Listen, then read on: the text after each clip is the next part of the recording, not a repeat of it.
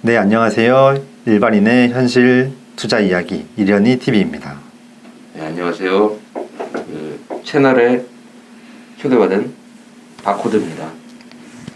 지금 상황이 오를지 내릴지 뭐 어떤 상황이 전혀 갈피가 잡히지 않는 상황이어가지고 이렇게 PPT 만들어가지고 유튜브 시작하게 됐습니다. 자, 들어갑니다. 네, 한 주 미국 주식 엄청나게 폭등했죠. 이번 주인가요? 네, 이번 주.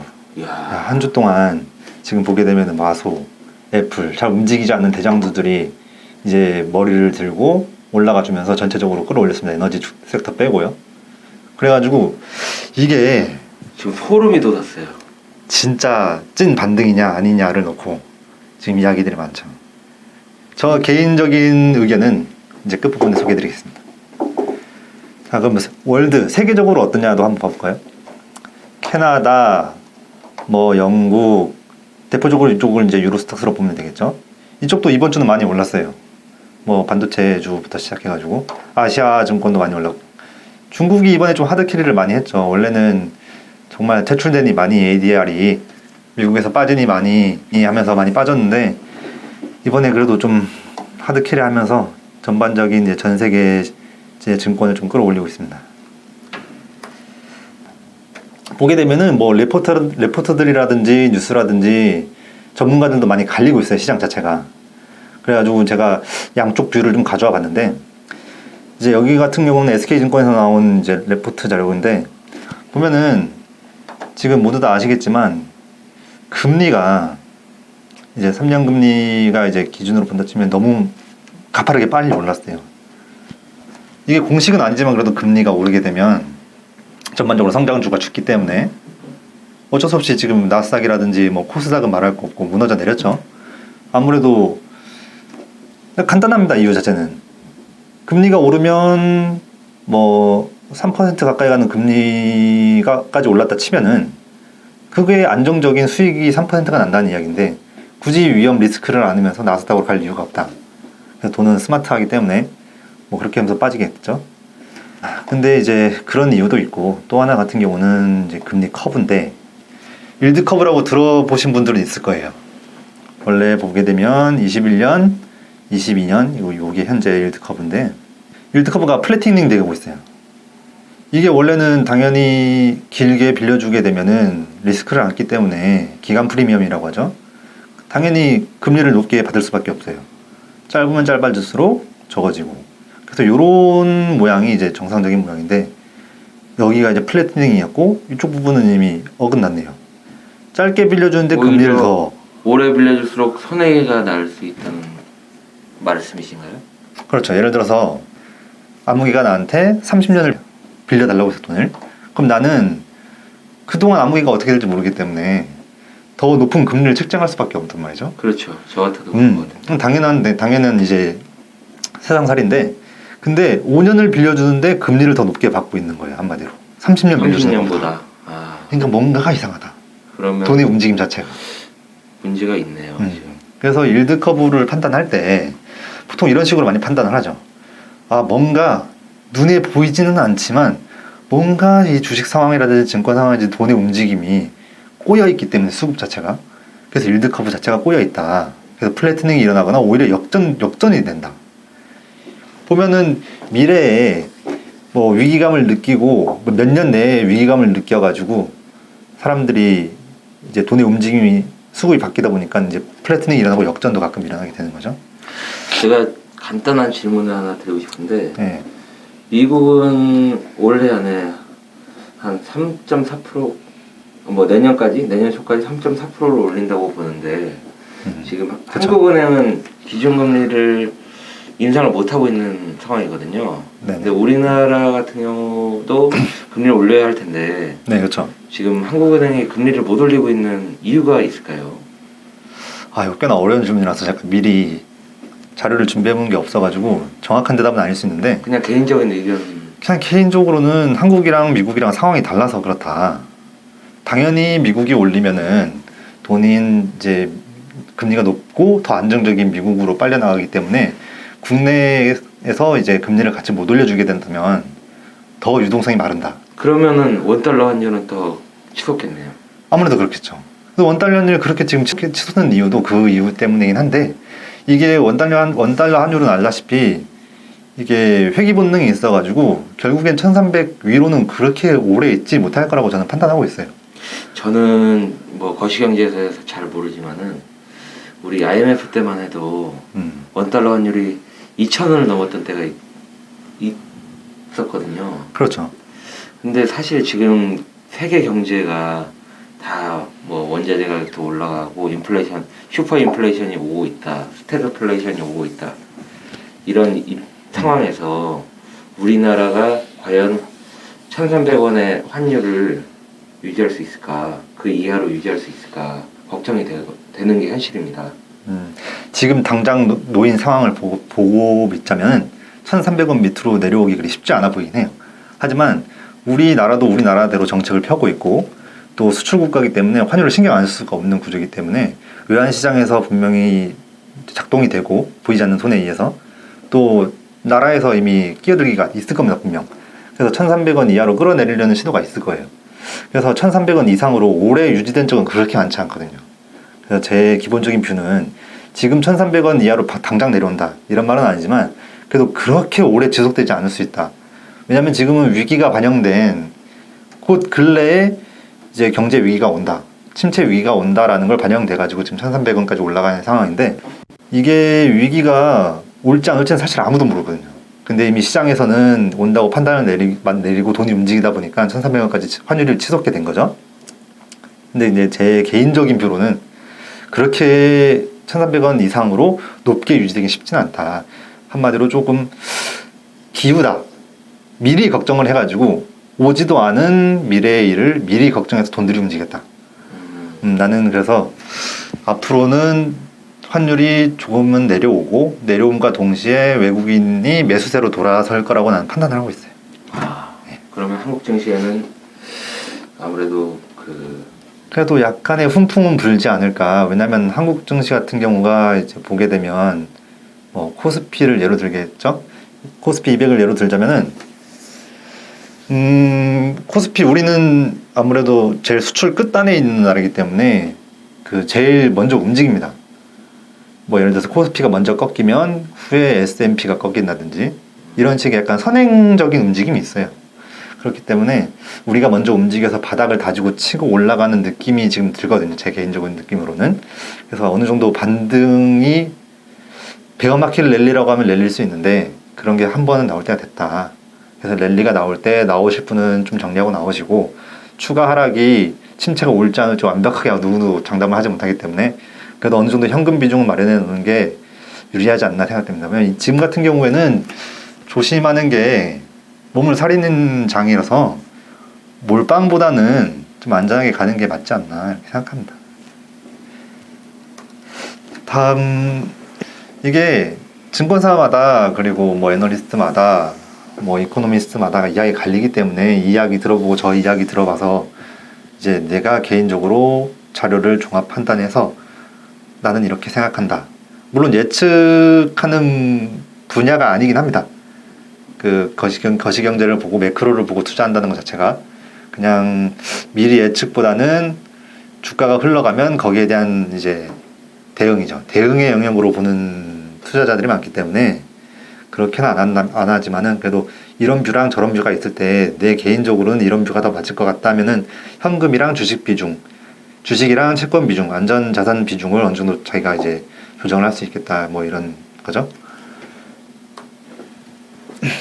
근데 지금 가장 이야기가 많이 나오는 게 인플레이션이잖아요. 예. 이제 물가 상승이 어디서 오느냐, 수요에서 왔느냐, 공급에서 왔느냐가 상당히 중요한데 수요에서 왔다고 하면은 연준에서 금리를 올리게 되면은 금방 가라앉습니다. 기본적으로. 그렇죠. 근데 공급적인 부분은 연준이 금리를 올린다고 해서 그게 즉각적으로 반영되는 게 아니기 때문에 게다가 공급적인 부분은 한번 투기 세력이 붙고 심리가 붙으면 오른다는 기대 심리가 붙으면은 꺾이기가 쉽지가 않아요. 그래서 상당히 힘든 상황인데 올라가기 때문에 더 그렇죠. 그렇죠. 오른 가격이 계속 올리는 거죠. 악순환이 일어나는 거죠. 그렇죠. 왜냐하면 높은 가격이라도 뒤에 더 오를 것 같으면 사는 게 사람 마음이기 때문에 그렇죠, 그렇죠. 그래서 특히 공급 요인 같은 경우는 수요는 확실히 연준이 잡을 수 있는 룸이 커요. 근데 공급 같은 경우는 그렇지 않기 때문에 지금 상당히 지금 애먹는 상황이죠.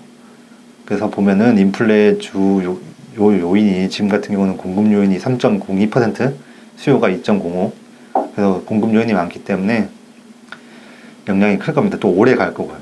또 전쟁 같은 경우는 이제 누구 하나 이때 끝날 거다, 저때 끝날 거다 다 말들은 많지만 그건 신밖에 모르죠. 그렇죠. 하늘밖에 모르는 일이기 때문에 그걸 섣불리 판단해가지고 뭐 투자에 어디에 투자하겠다, 저기에 투자하겠다라고 하는 거는 투기에 가깝다. 투기에 가깝다. 좀 몸을 사리는 장이 맞지 않나 생각합니다. 포트폴리오에 좀 더 신경 써야 될 시기인 것 같습니다. 이제 아까도 얘기했지만은 일드 커브 이야기할 때 보통 장단기 금리 차가 역전되면은 경기 침체가 오더라. 80% 이상의 확률로 오더라. 라는 게 정설이어가지고 가져왔습니다. 자료 자체를. 아까 보여주신 거는 우리나라의 기준금리에 대한 거죠. 지금 보여주시는 건 이제 세계적인 한국을 포함해서 국채금리를 보여주시는 것 같습니다. 네네. 뭐 미국이 이제 가장 기준이기 때문에 미국이 먼저 보고, 그다음에 우리는 한국에도 투자하고 있기 때문에 한국을 보고, 중국 투자하시는 분 많을 거예요.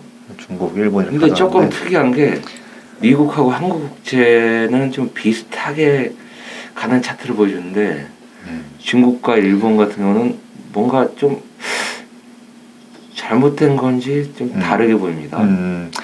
이게 맞죠. 아무래도 우리나라 같은 경우는 이제 미국이랑 흡사하게 움직여요. 돈 자체가 이제 오픈 마켓 시장이 오픈되어 있기 때문에 돈이 이제 나가고 들어오는 게 자유로워서 미국이랑 비슷하게 연동이 됩니다. 어쩔 수 없이. 미국이 올리면 우리도 올리고, 그렇죠. 미국이 내리면 우리도 눈치 보서 내리고, 이렇기 때문에 약간 연동성이 있죠. 근데 중국 같은 경우는 고정제잖아요.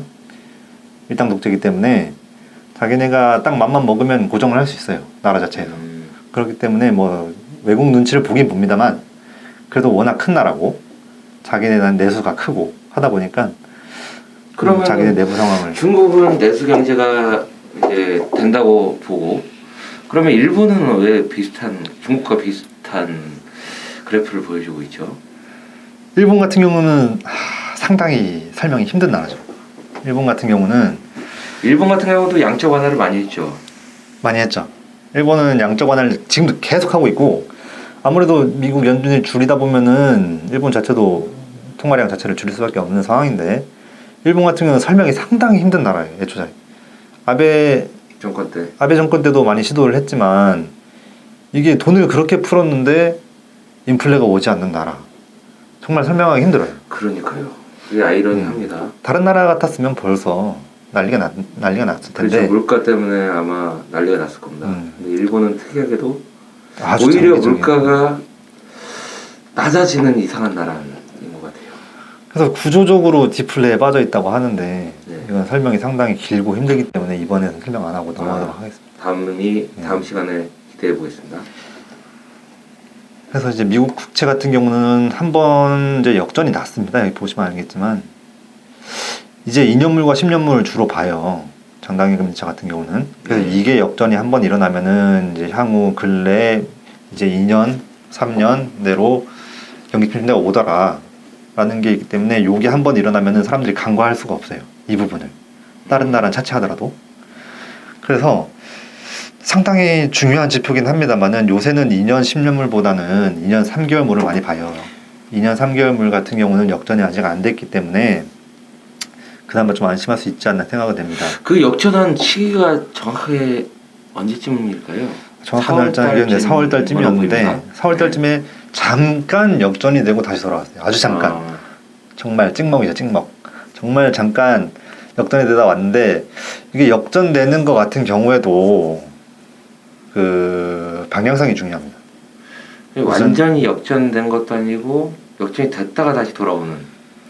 뭐 역전이 됐다가 돌아오는 경우가 다분해요. 예전 경기 침체 때도 역전이 그렇게 오래 지속되진 않았어요. 경기 침체가 오기 전에도 그렇게 역전이 오래 지속되지 않더라. 오래 지속되진 않고 잠깐 역전됐다가 반등했다가. 그럼 진짜 알 수 없겠네요. 미래. 정말 알 수는 없어요. 사실 알 수는 없는데 오래 지속되는 경우도 있는데 이렇게 정말 슬라이스하게 살짝 역전됐다가 돌아왔다가 다시 살짝 역전됐다 돌아왔다 이런 식으로만 해도 경기 침체가 온 적이 많기 때문에 이거 하나로 판단은 못해요. 그럼 더더욱 자산 시장에 대해서는 약간 보수적으로 대응할 필요가 있어 보입니다 앞으로.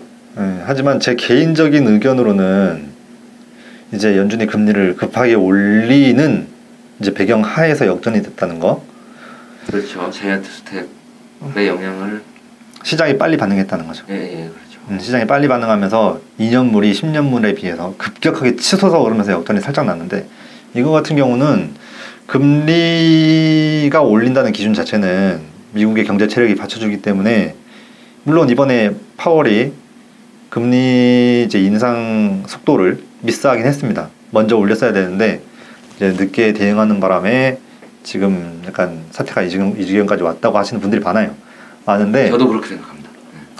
그렇게 생각하는 분들이 많아요. 저도 그렇게 개인적으로 생각하고 있고. 그런데 금리를 그래도 급격하게 올리고 있는 그 상황에서는 경기가 어느 정도 받쳐주고 있다. 고용이 받쳐주고 있고 물가가 그래도 어느 정도 견딜 만한 수준이다. 라고 연준이 판단을 했기 때문에 지금 시작한 거였을 겁니다.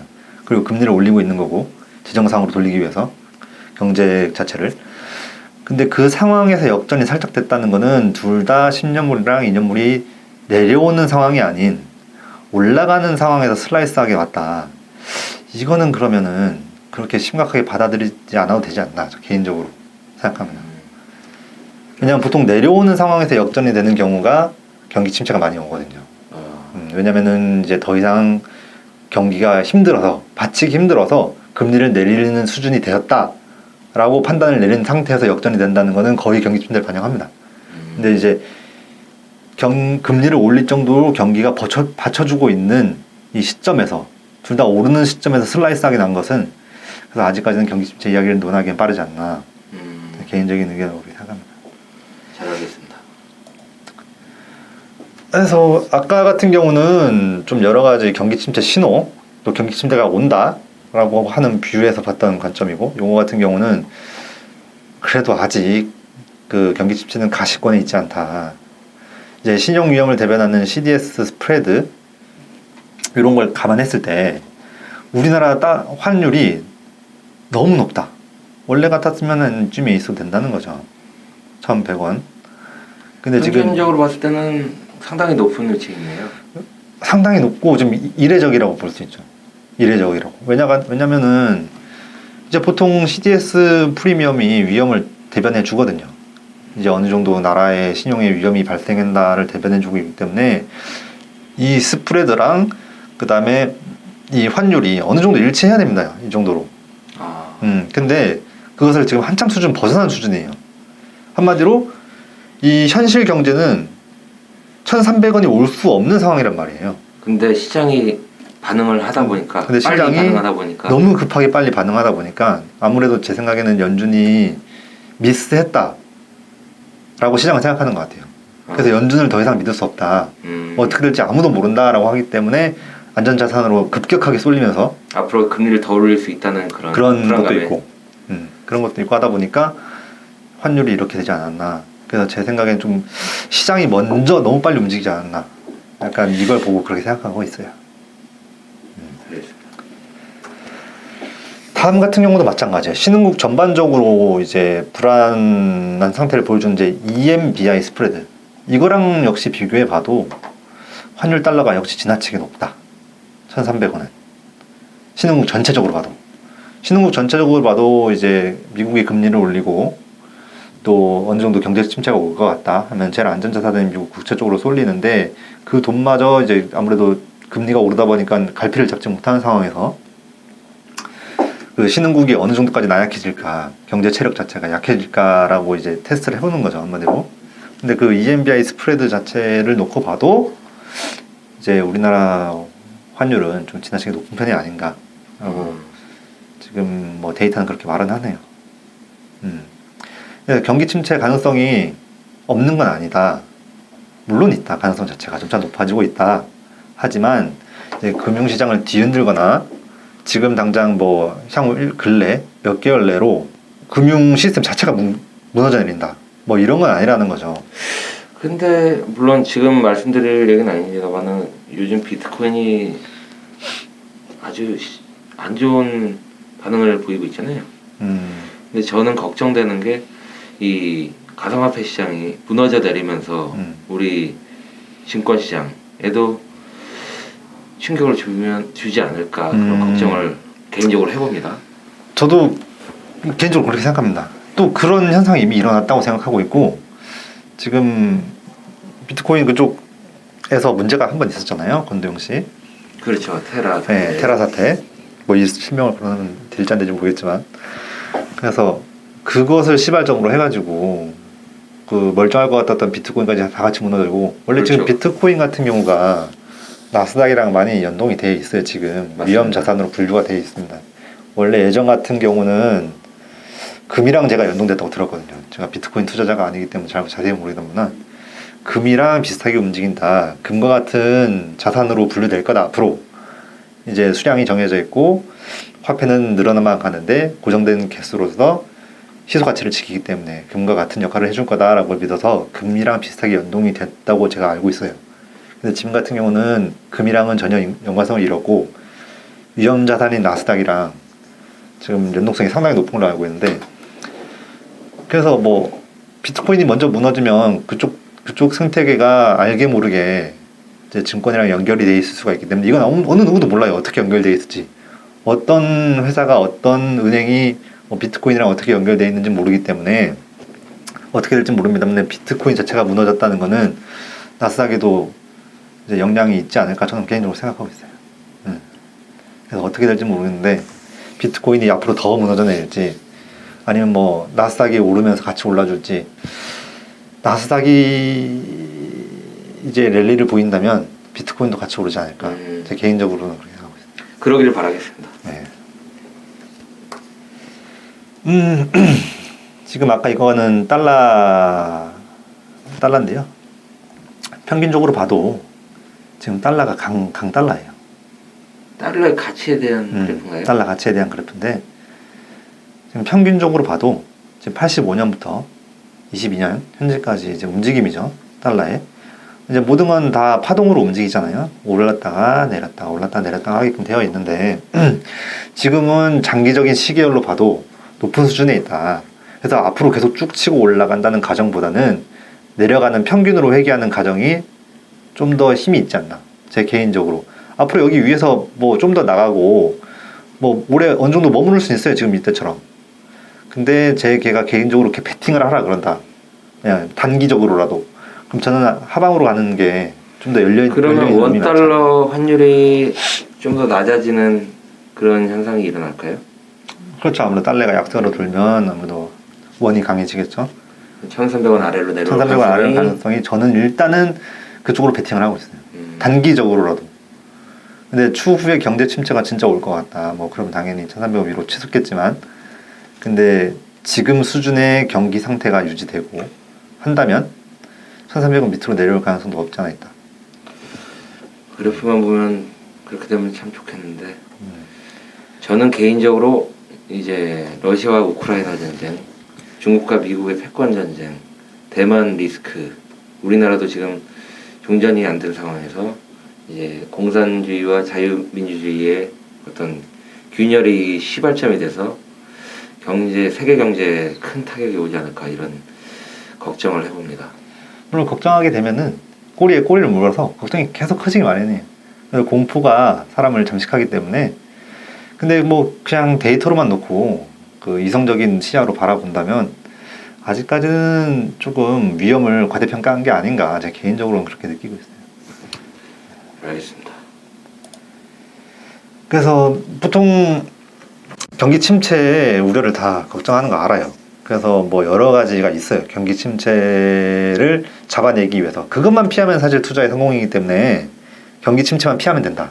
경기 침체 그 대폭락하는 것만 피하고 거기서 갈아타면 된다. 다시 주식으로. 그러면 되기 때문에 그것을 이제 경기 침체가 온다 안 온다 이걸 판단할 만한 이제 뭐 게 많아요. 뭐 미국 연준에서도 따로 자료를 가지고 있고 뭐 이쪽에서도 가지고 저쪽에서도 가지고 있는데, 이거 같은 경우도 지금 보면은 침체 우려가 낮아요. 지금 보시면 아시겠지만 여기 보시죠. 코로나 때 치솟죠. 네. 네, 경기 침체가 왔죠. 여기 보면 음영으로 처리되는 게 다 경기 침체 구간이거든요. 경기 침체 구간 전에 미리 오릅니다. 이게 지수가 이게 어떤 거를 나타내고 있죠? 어떤 그래프입니까? 그건 상당히 복잡해요. 그 아. 안에 들어있는 녹아져 있는 자료가 상당히 여러 가지 자료를 가지고 녹여서 그래프를 만들어낸 거기 때문에 그 판단 그 주체, 이 그래프를 만든 주체에 따라서 이걸 넣을 수도 있고 저걸 뺄 수도 있고 이런 식으로 해서 했습니다. 뭐 고용률이라든지 뭐 현재 뭐 물가라든지 이런 걸 다 종합해가지고 또 그러면 은행의 스트레스 테스트 이런 걸 다 종합적으로 고려한 수치가 이거기 때문에 그런 지표군요. 저는 그래서 여기 보면은 뭐 요럴 때 치솟긴 하지만 경기 침체 안 온 적이 있어요.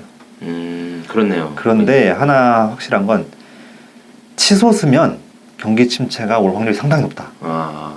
확실히 내려갔을 때 경기 침체가 오는 부분은 안 보이는 것 같습니다. 내려 있는 상태에서 온 경우보다는 확실히 미리 이제 위험 지표가 알려주고 온 거죠, 한마디로. 뭐 요때는 뭐 알 수 없을 수도 있어요. 이미 이 상태에서 한번 딱 치솟으면서 바로 왔기 때문에 모를 수 있는데, 그래서 기본적으로는 이 정도 닥한 버블인가요? 이때가 닥한 버블. 왜냐면 너무 급격하게 오기 때문에. 그렇네요, 진짜. 지금 이 정도 수준이면 그렇게 크게 걱정할 레벨은 아니다. 다시 전체적으로. 올라가기 시작했을 때 걱정해도 있지 않다. 다시 이게 꺾여가지고 유의미하게 올라갈 때 그때 걱정해도 되지 않다. 그래서 미리 너무 선반영한 것이 아니냐. 개인적으로 그렇게 생각하고 있습니다. 그러면 지금 현재 주가 상태가 어디냐? 우리가 어디 있는지를 알아야 투자를 할 수 있기 때문에 한국 코스피 현재 PER 9.6배. 장기적인 시계열로 봤을 때 우리나라가 거의 10배 정도에서 움직인 거 알 수 있죠? 평균이 한 10배 정도. 10배 정도에서 움직였죠, 주가 자체가. 근데 지금 9.6배. 딱 평균 정도다. 싼 거 아니다. 장기적으로 봤을 때. 많이 내려가긴 했지만 그래도 아직 그렇게 싸게 보이지 않는다. 가격 정도네요. 네, 평균적인 가격. 그래서 앞으로 떨어지려면 더 떨어질 수 있고 오르려면 오를 수 있는 위치. 그 위치다. 예측하기 힘듭니다. 예측하기 상당히. 그래서 지금 여기서 어떻게 움직일지는 정말 신도 몰라요. 정말로 모르기 때문에. 근데 미국 같은 거 한번 볼까요? 지금 16.5배예요, 6배. 미국의 지금 EPS는 살아있는데 주가가 너무 빨리 반영해서 떨어졌기 때문에 보시면 아시겠지만 올라가다가 엄청 떨어졌어. 지금 코로나 수준으로 떨어지진 않았어도 그래도 지금 저점 있죠. 15배. 15배에서 항상 반등을 해줬거든요. 보면은. 그렇네요. 15배에서 반등을 해줬는데 그 근처까지 왔단 말이에요, 지금. 어느 정도 룸은 있단 말이에요, 지금. 근데 15배 정도, 제 개인적으로 느낌으로는 15배까지 건드릴 것 같긴 해요. 건드릴 것 같긴 한데 아직 공포를 위해서 떨어질 룸이 살짝 더 있긴 한데 그래도 여기서는 무조건 반등하지 않을까, 개인적으로는. 역사적으로 봤을 때, 그래프적으로 봤을 때 위로 더 열려있지 아래로 열리는 그래프는 아니다. 근데 앞으로 EPS가 급격하게 현저하게 떨어질 수 있어요. 그러면 다시 퍼가 조정이 돼. 퍼가 조정이 되면서 어떻게 될지 모르겠지만 그래도 지금 현재 이 상황을 놓고 본다면 좀 낮은 편이다, 미국 같은 경우는. EPS가 낮아지면은 퍼 같은 경우는 더 올라가겠죠. 그렇죠. EPS가 낮아지면 당연히 퍼는 올라가기 때문에 그래서 지금 현재 EPS를 이제 가이던스를 높게 보면 상관이 없습니다. 상관이 없는데 그게 급격하게 낮아진다. 그러면은 이제 퍼가 재조정되면서 싼 가격이 아닌 수준으로 돌아가게 되는 거죠. 그러면 섹터별로 한번 봅시다. 섹터별. 코스피들인데 지금 에너지 좋아요. 100으로 봤을 때. 소재 같은 경우는 오히려 좀 오버슈팅 상태예요, 지금. 비싸다는 얘기죠. 이 평균을 나타내는 상대 주가. 상대 주가. 예를 들어서 이제 섹터별로 이제 상대적인 주가. 어느 게 세 부분. 테마별. 섹터별. 어느 섹터가 세고 어느 섹터가 지금 저평가돼 있나. 뭐 그런 걸 대충 알 수 있겠죠. 네. 보면은 요런 거, 솔직히 소재, 에너지, 저는 솔직히 이런 거 투자 안 할 것 같아요. 왜냐면 오버슈팅이 돼 있는. 오버슈팅도 오버슈팅인데 네. 다른 데 투자할 곳이 더 많아. 제가 느끼기에. 네네네. 그렇죠. 다른 데가 더 매력이 있는 유틸리티라든지 필수 소비재 이런 거. 지금 당장은 상황이 어떻게 될지 모르기 때문에 모르지만 근데 그냥 그래프로만 봤을 때 지금 아래에서 턴어라운드 하면서 머리를 치솟고 올라오고 있는 이 섹터가 있고, 머리 맞아서 지금 내리꽂히고 있는 이 섹터. 예, 이런 거 봤을 때 어디가 더 투자 매력도가 있느냐. 물론 당연히 누구나 다 IT 투자하고 싶고 커뮤니케이션 서비스 성장주. 투자하고 싶고 성장주에 투자하고 싶고 많아요.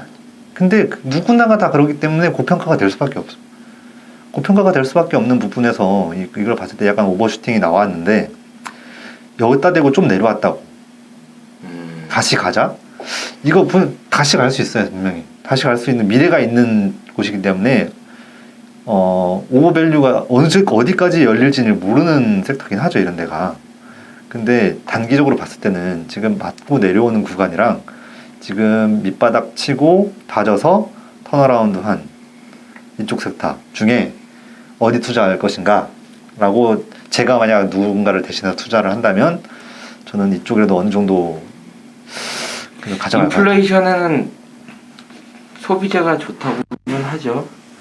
뭐 그렇죠. 인플레이션 자체는 이제 가격 전담이 가능한 부분이 살아남기 때문에, 인플레이션이 오면은 주가는 전체적으로 그렇게 좋진 않아요, 원래. 근데 가격 전담이 가능하고 기업에서 소비자에게 부담을 전가하기 때문에 기업 자체는 손해가 그렇게 크지 않을 수 있습니다. 네, 그런 기업에 투자하는 게 맞죠, 원래는.